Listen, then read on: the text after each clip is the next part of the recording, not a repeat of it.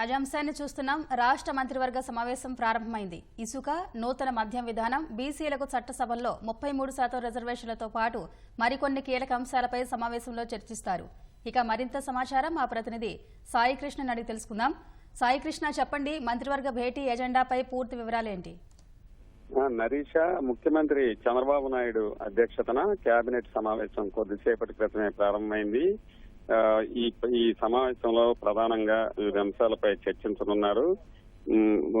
బీసీలకు స్థానిక సంస్థల్లో 33% రిజర్వేషన్లు, అట్లాగే సూపర్ 6 పథకాల్లో భాగంగా ఆడబిడ్డ నిధి పథకం పైన కేబినెట్ లో చర్చించనున్నారు. 18 ఏళ్ల నుంచి 59 ఏళ్ల లోపు మహిళలకు నెలకు 1500 ఇస్తామని ఎన్డీఏ ప్రధానంగా ఎన్నికల హామీ ఇచ్చారు. ఆ హామీ మేరకు ఈ పథకం అమలు తీరుతెన్నులపై ఒక నిర్ణయానికి వచ్చే అవకాశం ఉంది.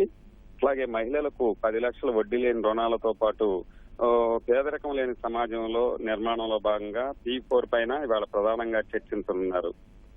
దీనికి తోడు బుడమేరు ముంపు, కృష్ణానది ఉప్పొంగిన వరదల పరిస్థితి, అట్లాగే శ్రీకాకుళం నుంచి గుంటూరు వరకు రాష్ట్రంలో కుంభవృష్టి వానలు, వరదలు, ఏలేరు వరదలతో పాటు గోదావరి, మొత్తం కోస్తా జిల్లాలను అతలాకుతలం చేసిన వరదలు, ప్రధానంగా విజయవాడ బుడమేరుకు ఉప్పొంగి మొత్తం విజయవాడ నగరాన్ని అతలాకుతలం చేసిన పరిస్థితి, ఆ తర్వాత ప్రభుత్వం స్పందించిన తీరుతెన్నుల్లో అధికార యంత్రాంగం, ప్రజాప్రతినిధుల పాత్ర పైన ఈ కేబినెట్ లో చర్చించి అభినందించే అవకాశాలు ఉన్నాయి.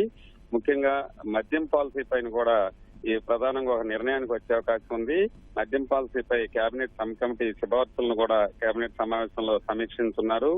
వీటితో పాటు వివిధ అంశాలపైన కూడా ఈ సమావేశంలో మంత్రిమండలి సమావేశంలో చర్చించి ఒక నిర్ణయానికి వచ్చే అవకాశం ఉంది. పెండింగ్ లో ఉన్న నీరు చెట్టు బిల్లులకు నిధులు విడుదలపైన చర్చించున్నారు. దీనికి సంబంధించి ఇప్పటికే ముఖ్యమంత్రి తొలి విడత నిధులు కూడా విడుదల చేస్తున్నట్టు ప్రకటించడంతో దానిపైన కూడా ప్రధానంగా చర్చించున్నారు. ఇరిగేషన్ ప్రాజెక్టులకు సంబంధించి గేట్లు గత వైకాపా ప్రభుత్వంలో పూర్తిగా గాలికి వదిలేసిన తీరు, ఆ తర్వాత వివిధ చోట్ల ఈ గేట్లు కరకట్టల వల్ల ఇబ్బందులు తలెత్తుతున్న పరిస్థితులు, వాటి పటిష్టత కోసం 300 కోట్ల రూపాయలతో పనులు చేపట్టే అంశం పైన కూడా మంత్రిమండలిలో ఒక నిర్ణయం తీసుకునే అవకాశం ఉంది.